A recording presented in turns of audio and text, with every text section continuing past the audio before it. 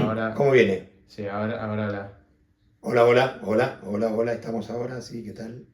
Uno, dos, tres, probando, prueba, prueba. Ahí está, perfecto. Ahora sí.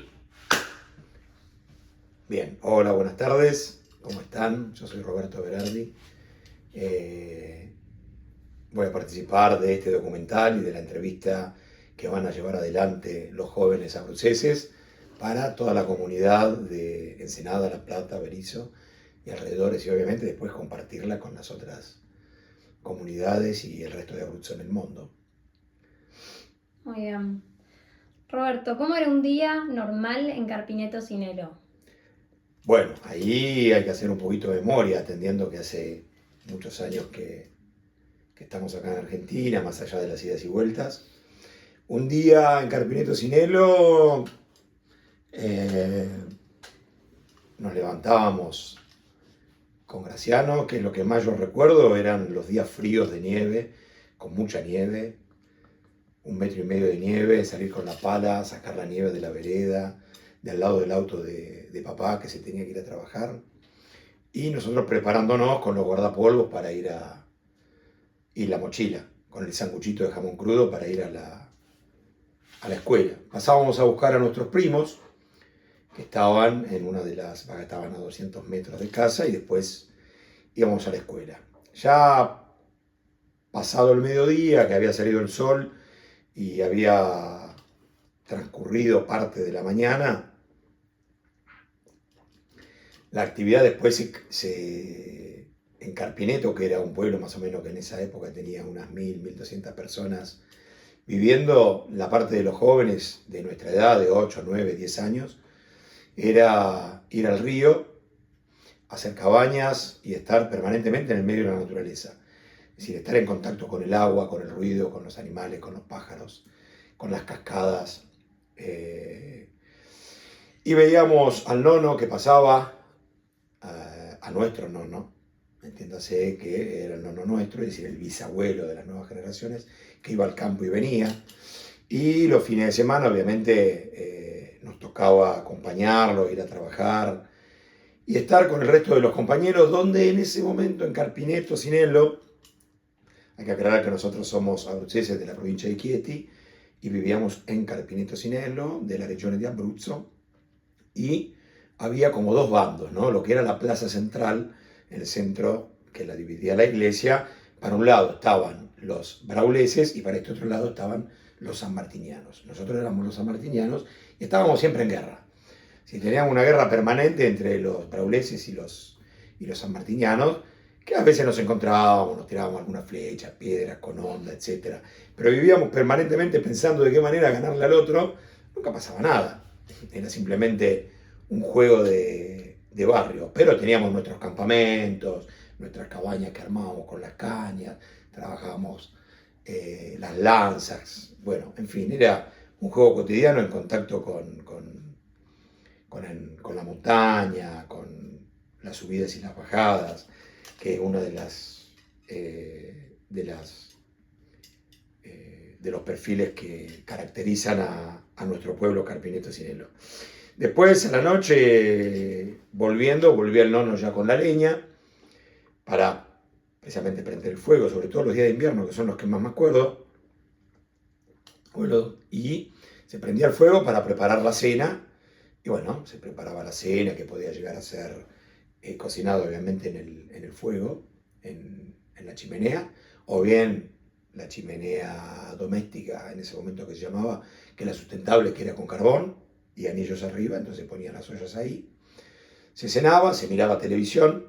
Lo que sí recuerdo que siempre mirábamos, y era lo típico en esa época, estoy hablando de hace 52 años atrás, bastante tiempo, Charlie Chaplin, El Gordo y el Flaco, y eran las películas típicas, y era de buscar el humor por ese lado. Bueno, las películas de Charlie Chaplin eran prácticamente inmortales y aún hoy sigue siendo inmortales. Bueno, ese era el entretenimiento. Así terminaba un día de lo que era un día de invierno, a dormir con mucho frío en nuestra habitación, que era una habitación grande que compartíamos con mamá y papá, pero nosotros teníamos camas separadas, que las separaba un biombo, y bueno, y ahí íbamos a dormir. La casa era compartida con el nono, con la nona Fiora, estaba la nona Nicolina. Bueno, la nona Fiora ya había fallecido, perdón. Y así era un día de invierno. Después el día de verano, obviamente, como no estábamos en clase, y nos encantaba ir al campo al campo que nosotros le definimos como la Mazaré, que es donde estaba la casa de campo, con las gallinas, con la uva, con los tomates, con las plantaciones que él no tenía. Y salíamos corriendo a ver quién llegaba primero al gallinero para juntar los huevos. Porque era como el atractivo del juego, es ir a ver quién llegaba y quién juntaba más rápido los huevos, entre Graciano y yo, que él era más chiquitito, obviamente, un par de años más chico que yo.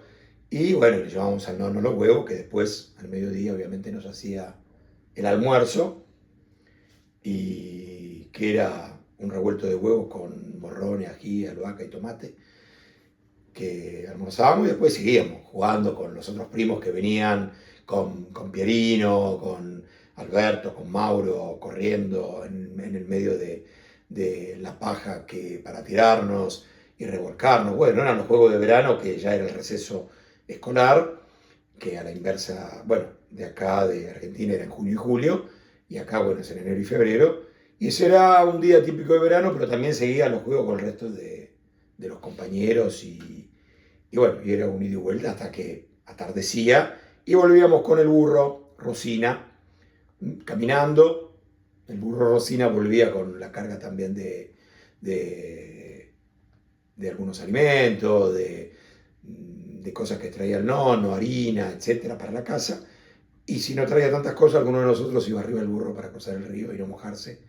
Y ahí volvíamos a casa, y bueno, así era uno de los días de verano en Carpineto entre mi hermano y yo. Normalmente también se iba a la playa, obviamente si papá tenía vacaciones. Bueno, con el auto, el famoso Fiat 1100 celeste,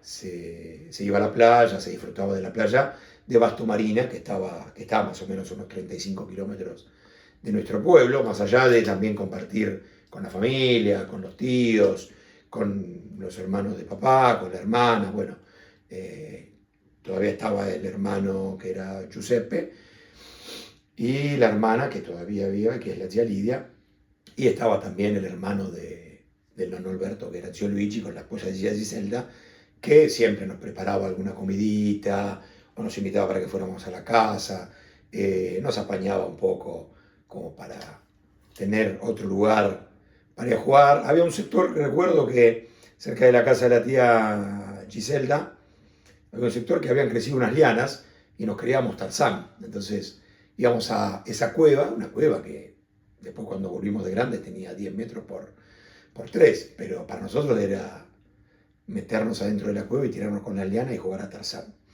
Y no menor era el famoso misterio del castillo, que el famoso misterio del castillo para nosotros siempre, de chiquitos, tenía piedras preciosas que te convertían y te daban poder. Entonces, para nosotros poder ingresar al castillo era lo máximo para cualquiera de los chicos que vivían en Carpineto en ese momento. Ahora, ¿cuántos años tenías cuando emigraste y cómo te enteraste de que se iban a ir? Y siendo un niño, ¿entendías lo que significaba irse a Argentina? No, en ese momento yo tenía 9 años, que iba a cumplir 10, y Graciano tenía 7.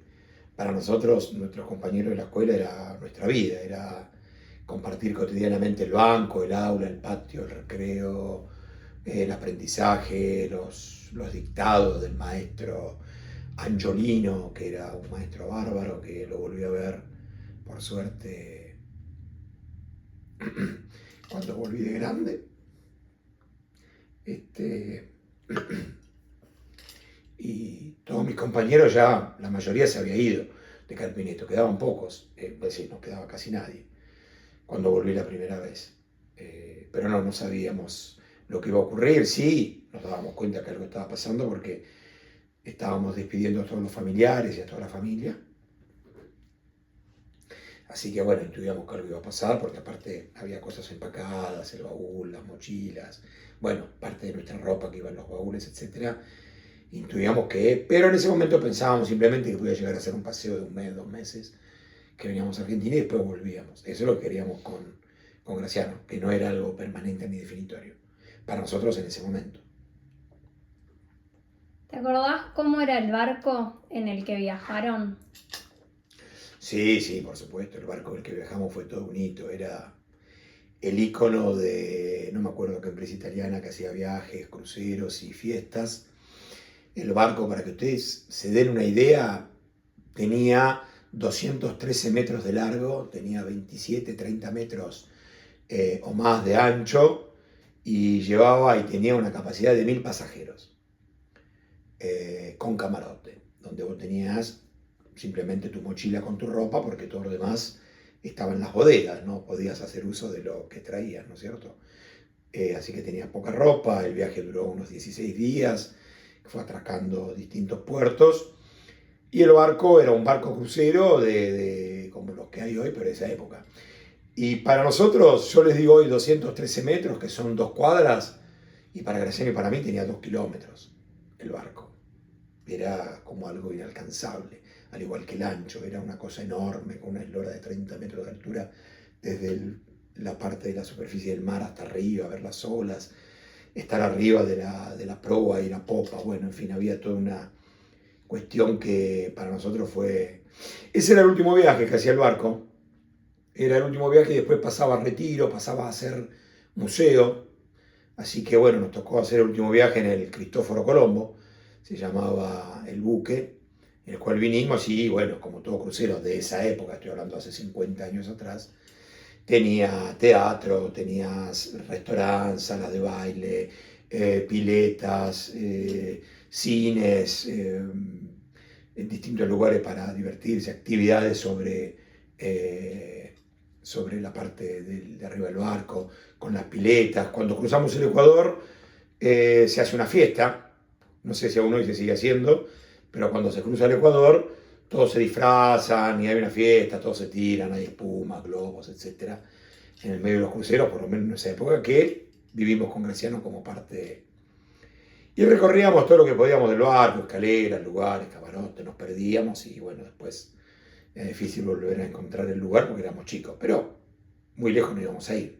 Así que bueno, eso es lo que recuerdo del barco, donde lo que era y hay una foto por ahí que seguramente después la podrán poner, hay fotos del cruce del Ecuador, de lo que era el barco en general, y lo que sí recuerdo que yo era un poquito más alto que Graciano, y apenas la baranda del barco me llegaba al mentón y podía llegar a ver, y Graciano estaba por debajo de la baranda del barco, y quería, porque aparte tenía lonas contra el borde, cosas que no te pudieran meter en el medio de las rejas, estaba bien cerrado, y quería ver, y bueno, yo lo ayudé un poquito y tenía miedo, entonces lo levanté un poquito para que viera y lo bajé enseguida, a ver si pierdo a mi hermano acá, se cae al mar después, bueno, y así fue el barco, que bueno, arrancó del puerto de Nápoles, recorrió el puerto de Génova, atracó en Barcelona, cruzó el estrecho de Gibraltar, pasó por Cabo Verde, llegando hasta Brasil, donde atracó en el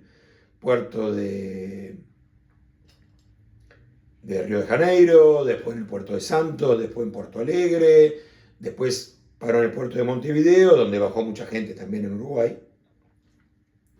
Creo que fue el último barco con alguna oleada de inmigración que vino para la Argentina, después no creo que haya habido más emigrantes de Italia generando inmigración a este país, y atracó en Buenos Aires un 25 de mayo de 1976, que nos fue a recibir parte de la familia corriendo a través del barco mientras llegaba al puerto de Buenos Aires, llevado por los remolcadores, por el tema del calado del puerto, y nosotros arriba tratando de ver a la familia que estaba corriendo atrás del barco, y bueno, esa fue la llegada a Argentina. Bueno, después bajamos y nos encontramos con el resto de la familia acá en La Plata y Ensenada. Así es lo que recuerdo del viaje del barco. ¿Dónde llevaban tus cosas en el barco? Bueno, creo que algo comenté, las cosas nuestras eran muy pocas las que teníamos en el camarote. Los camarotes, si bien eran cómodos porque tenían un baño, las camas, tenían ventanilla para el exterior, pero había muy poca ropa para para cambiarse porque eran simplemente un bolso con algunas cosas y el resto iba todo en la bodega, en los baúles, en las valijas, en baúles grandes, baúles chicos, era todo traído lo que se pudo traer, ¿no? Obviamente no muchas cosas, en los baúles en la bodega del barco. Ahí vinieron todas nuestras cosas, que no eran muchas.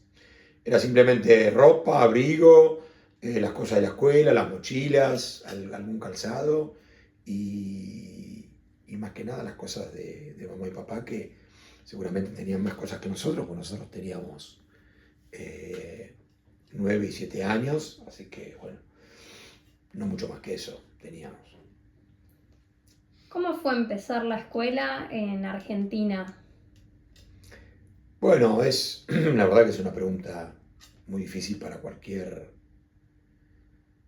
niño que cambia. Digo, empezar la escuela fue un golpe duro, fue un golpe muy duro porque, digo, al ver que nosotros ese año, no recuerdo bien si Graciano empezó la escuela, porque estábamos en grado distinto. No sé si él no empezó ese año, yo era más grande y empecé, y fue un golpe duro. Obviamente empecé como a los 3 meses, bueno, a mitad de año, nosotros llegamos acá en mayo.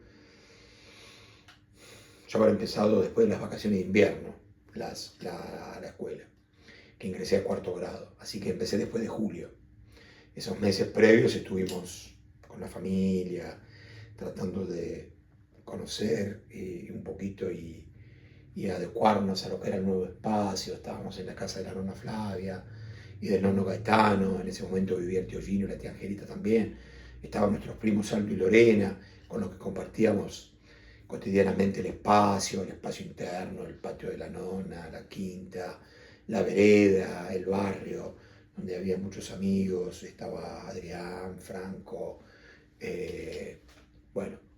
Y fue un golpe duro porque fue como la primera señal para decir, che, me parece que no volvemos tan rápido.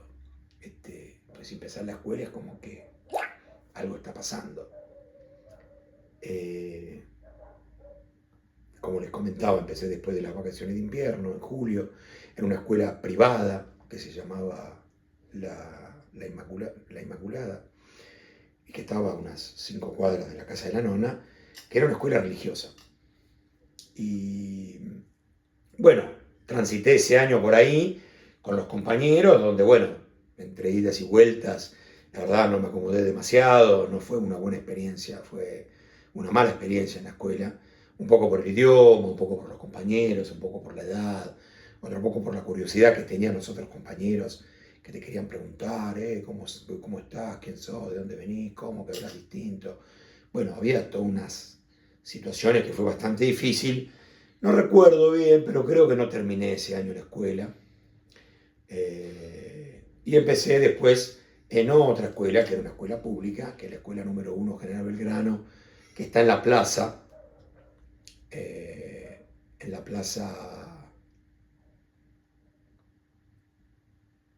General Belgrano, como el mismo nombre de la escuela.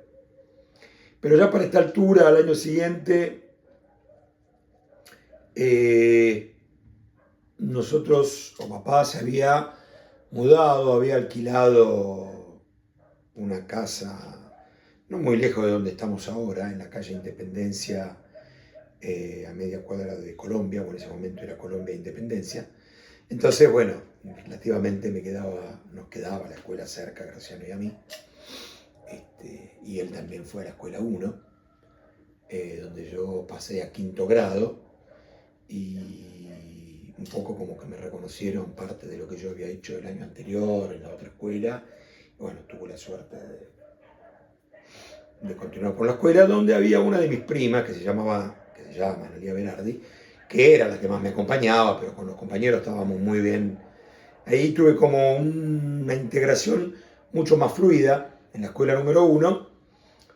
Y bueno, pero no hay que dejar de perder de vista que en esa época estábamos en la época militar. Había habido un golpe militar, un golpe de Estado en la República Argentina, que había sido el 24 de marzo del año 1976, y nosotros llegamos 2 meses después.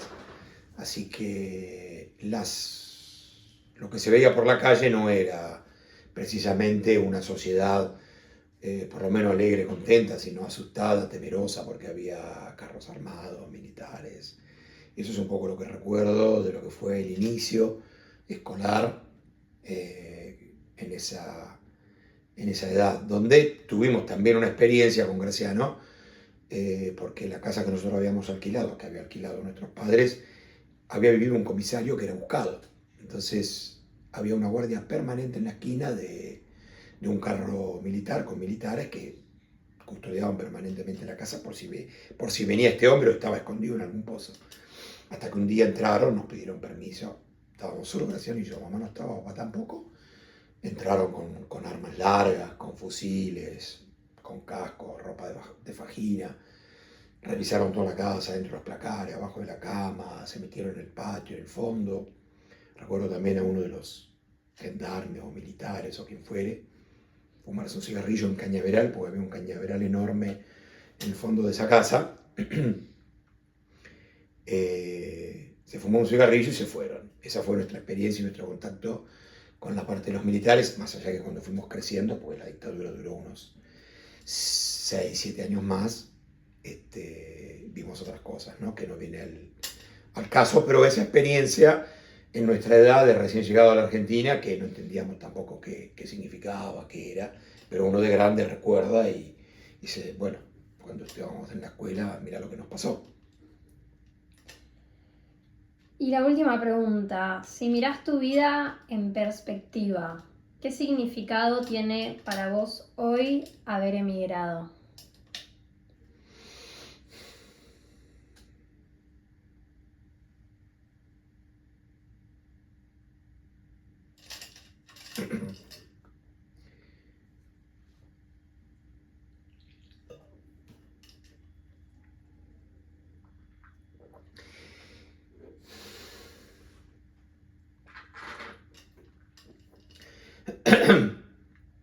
Se me hace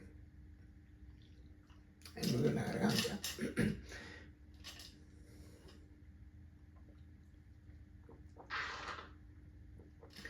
Me tomo un mate para bajar un poco y tratar de recuperar un poco la respiración.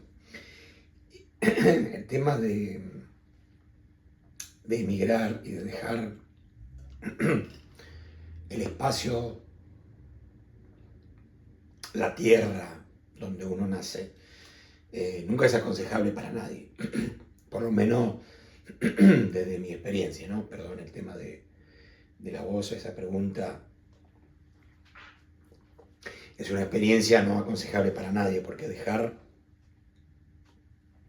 de alguna manera, lo que tiene que ver con los valores de la tierra, con lo cultural, con saber de dónde uno no pasaba, todo lo que yo les contaba en la primera pregunta, de lo que era un día, que simplemente hice una pequeña síntesis, no explayé demasiado el resto de los días, que tenía que ver con la comunión, con la iglesia, con la comunidad, con las actividades, con la Virgen, con los deportes, con la cancha de fútbol, con las fiestas navideñas, etcétera, etcétera, donde, bueno, había una reunión permanente de toda la familia y eso se vivía con mucho fervor. Es decir, hay mucho más que esa pequeña síntesis que yo hice del día en esa primera pregunta, sino que hay cuestiones afectivas mucho más profundas que afectan a lo que es precisamente el fondo del alma, ni siquiera la parte superficial del alma, quedan arraigadas, y poder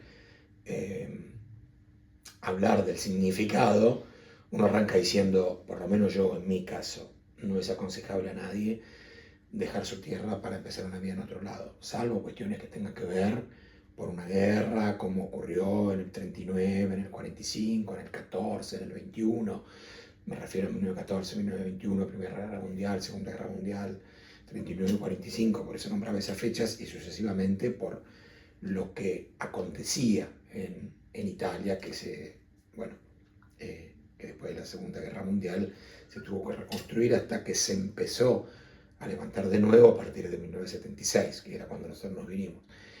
Por eso digo que es una pregunta difícil, donde arranco con un nudo en la garganta, porque no es aconsejable a nadie decirle que deje su tierra, porque los afectos permanecen arraigados, no se van nunca. Siguen formando parte de del ADN de la persona, como que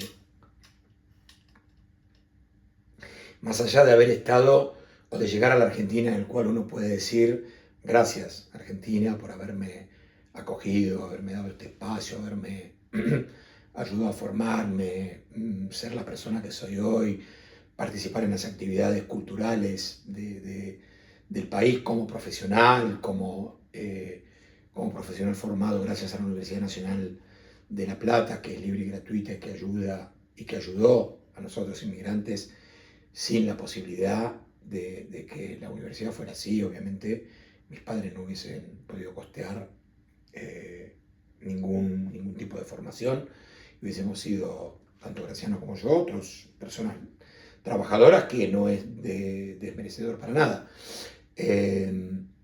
Pero sí, no quería dejar pasar este punto de dar las gracias, pero dejar ese espacio vive permanentemente en tu mente, en tu alma y en tu corazón, con la mirada permanentemente hacia la tierra donde vos naciste, de la cual formas parte, porque tu alma está ligada a ese espacio que, por más que no lo hayas vivido de grande, pero tuviste parte de tu infancia, aunque la infancia ha sido acá, con buenos amigos, con buena gente permanentemente, hasta que uno fue creciendo y fue conociendo gente, y después, bueno, hoy día con la familia formada, con sobrinos, con mi hermano y su familia, con mi hermana que sí nació acá, y mis hijos y mi esposa que me acompañan y me sostienen permanentemente día a día en este país.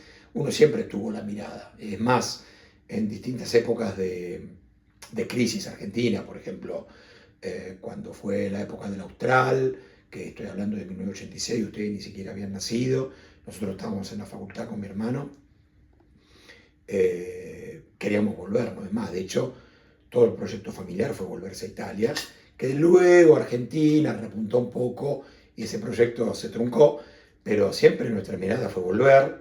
Mi mirada después del 2001, bueno, seguía siendo de volver, pero en realidad Argentina había mejorado muchísimo. Y después, en el 2010, también quise volver permanentemente a Italia para volver a iniciar una nueva vida. Cosa que a medida que pasan los años va costando, porque uno va teniendo lazos, raíces, familia, lugares, trabajo, responsabilidades, y eso va generando de alguna manera un alejamiento hacia un proyecto, de decir, bueno, vuelvo definitivamente a mi país.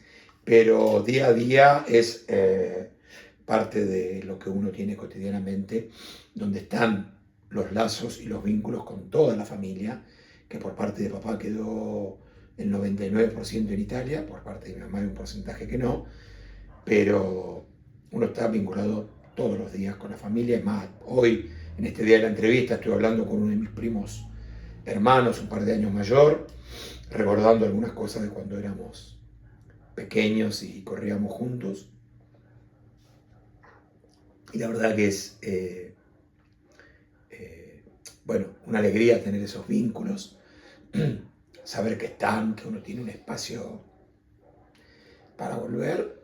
Y si sigo hablando me pongo a llorar más. Bueno, un poco eso, no sé si responde a la pregunta que querían hacer, y si no, ampliamos. Hasta acá está muy bien. Muchas bien? gracias, tío. Pero te comiste un montón de preguntas. No, estuvieron bien. Vamos a darle un abrazo. Mira que estoy todo transpirado. No pasa nada. Uy, hermoso. Muy bien, tío. La verdad.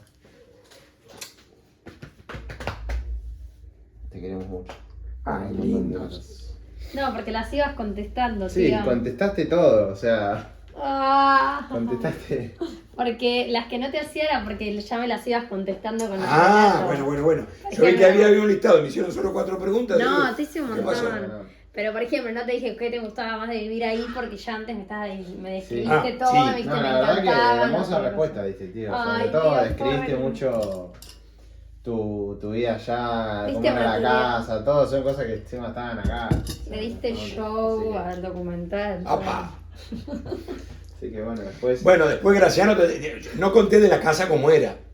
Papá que cuente bien la casa. Sí, Entonces- vamos a mechar ahí entre las cosas que Entre Por ejemplo, uno y otro. pasaron. donde yo hablé de la casa y del dormitorio, pero por ejemplo, bueno, ahí Graciano, cuando le haga la entrevista a él, cuando le toque, no sé cuándo le tocará, él tiene que decir, bueno, ustedes la